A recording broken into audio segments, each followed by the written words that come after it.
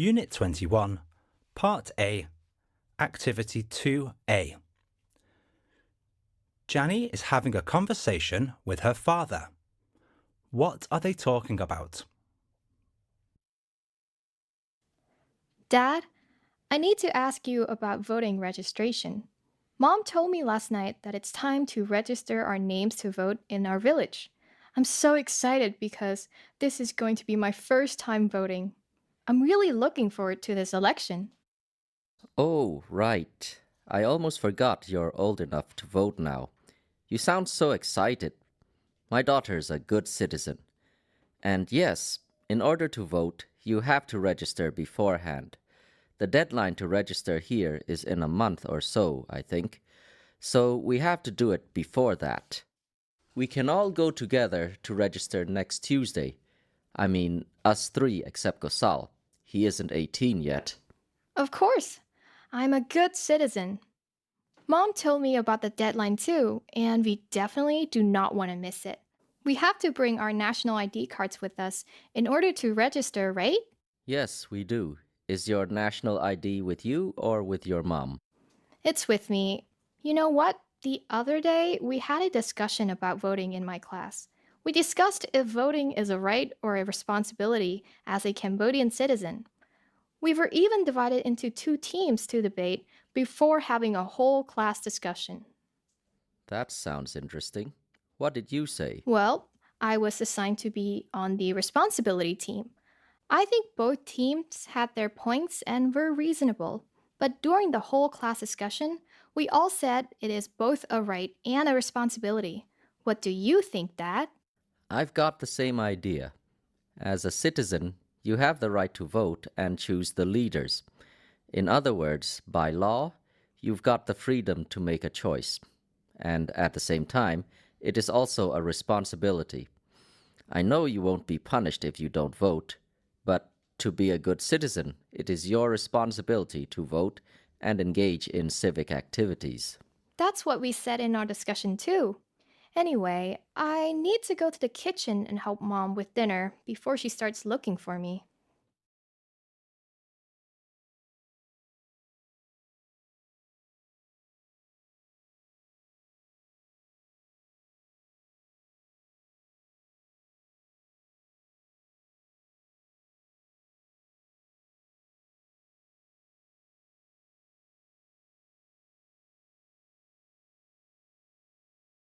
Unit 22, Part A, Activity 2A. Listen to a talk about ASEAN. Which country joined the organisation in 1999?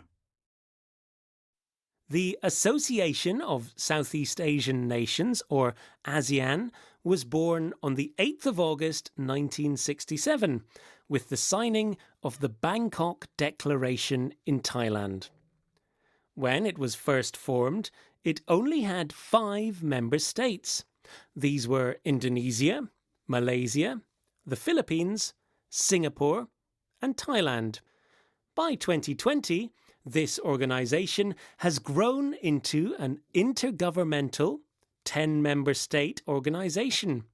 Brunei joined on the 7th of January 1984, Vietnam on the 28th of July 1995, Laos PDR and Myanmar on the 23rd of July 1997, and Cambodia on the 30th of April 1999. ASEAN aims to accelerate economic growth, social progress, and cultural development within Southeast Asia. It also seeks to promote regional peace and stability among its member states. In 2008, the ASEAN Charter was signed. This created closer cooperation between member states through the introduction of the 3 pillars or communities: the ASEAN Political Security Community, ASEAN Economic Community, and ASEAN Socio-Cultural Community. The ASEAN Charter also formalized English as the official working language of ASEAN.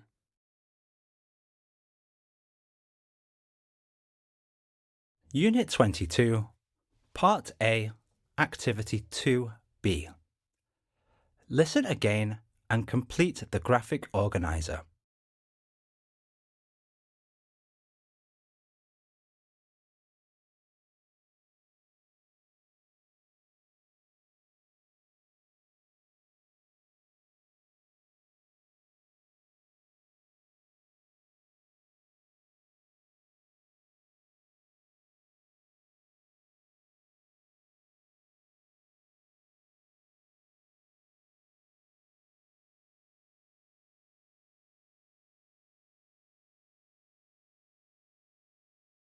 Unit 22, Part A, Activity 3B.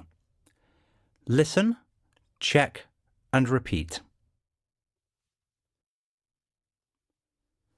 1. Accelerate.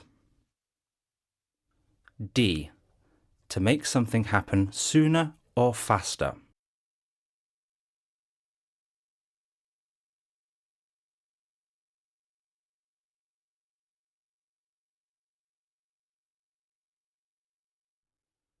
2.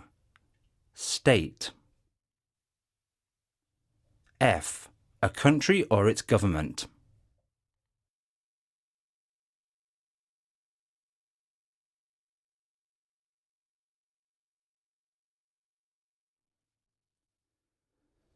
3. Intergovernmental. B. Between two or more governments.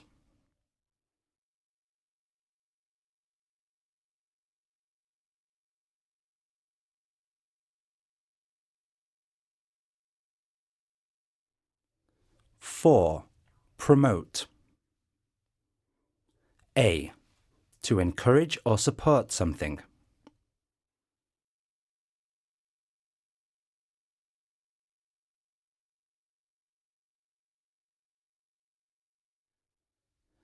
5. Stability. C. A situation in which something can continue in a regular and successful way without unexpected changes.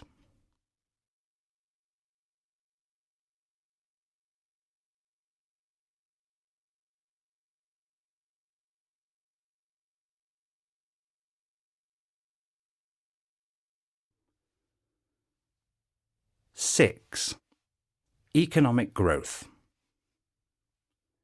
E. An increase in the production of goods and services.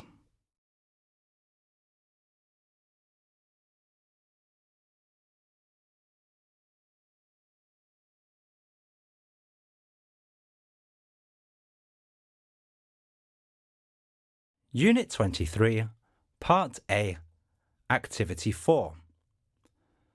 Listen to the class discussion and answer the questions with true or false. Hello, class. So we read about what bullying is, what kinds of bullying there are, and what you can do if you are a victim. Today, let's think about why some people bully others. I don't understand, teacher. Really? Why does someone want to hurt another person and make them feel bad? I realise it can be hard to understand, Lynn, but there are reasons for everything. I don't believe it. I think that some people are just not very nice. Well, let's talk about it. Does anyone disagree? Yes, I do. I read something about this online. I think that bullies often have problems of their own. For example, they feel like other people are smarter than they are, or that they have more things and a better life, so they get angry. Very good. That is a common reason why people bully. Does anyone else have any ideas? In my opinion, some bully think that it makes them look strong and powerful, and then they think that they will become more popular in school. Excellent. I agree. It's a similar reason, really. They don't feel that they are good enough. and so they try to make themselves look stronger and more powerful by hurting other people. Does anyone have any other ideas? Well, I know from reading an article that some bullies don't like or are afraid of people who are different from them. OK, Lynn, that's good. But can you give us some examples? Well, I imagine that they don't like people who have a different skin colour, or who speak a different language, or who speak differently to them. That's right, Lynn. Do you have any idea why they don't like different people? I doubt that it's for any good reason. I mean, people are just people, aren't they? It doesn't matter what colour their skin is or what religion they are. I think the reasons are complicated. Maybe Lynn's right. They are afraid, or maybe they've heard other people around them say bad things about these people, and they are just repeating it and not thinking. I think that's probably true. Anyway, thanks everyone for all of your ideas. It's been an interesting discussion, and we'll continue with it next class.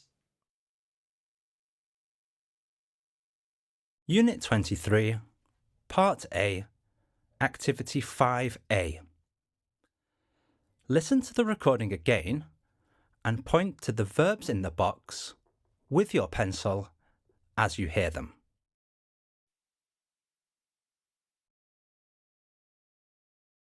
Unit 23, Part B, Activity 2A. Listen to the radio programme and complete the notes with the words and phrases in the box. Write the answers in your notebook.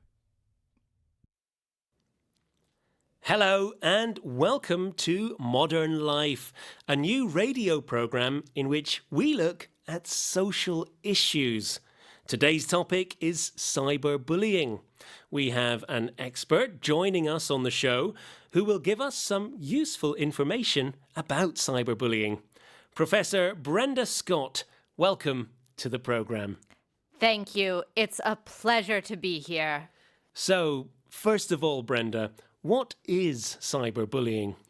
Well, words that begin with cyber describe things that happen through technology. So, cyberbullying means using the internet or mobile phones to bully other people. This can be done by posting nasty or aggressive messages, or by sharing photos or videos online which are meant to hurt someone or to make them feel scared. So, how do cyberbullies use technology to hurt other people? Well, the most common way is probably by using social media, like Facebook, Twitter, or Instagram. Bullies can post messages which are aggressive or threatening, and they can also upload photos and videos which are private or embarrassing. Other people can then share these messages, photos, and videos again on their own pages, and it can even go viral, meaning that many people share them, and they are seen by millions of people around the world.